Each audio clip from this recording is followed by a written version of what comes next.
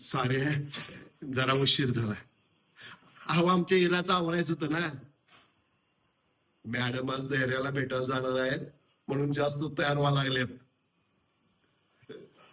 तुम्ही ते गुडघ्याला पासिंग बांधलेलं नवरा ऐकला असेल, पण आमच्याकडे गुडघ्याला पासिंग बांधलेली नवरी आहे.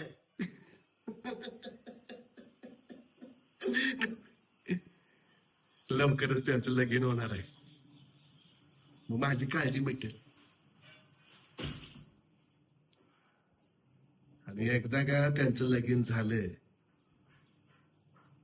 की मग मुजुमदाराचा सगळा पैसा माझ्या खिशात. मग बघा कसा एकेकाला माझ्या तालावर नाचवतो ते बघाच. शेवटी काय हो, ते पैसा हेच अंतिम सत्य आहे. हं? आणि मी पहिल्यापासून सत्याच्याच बाजूने आहे.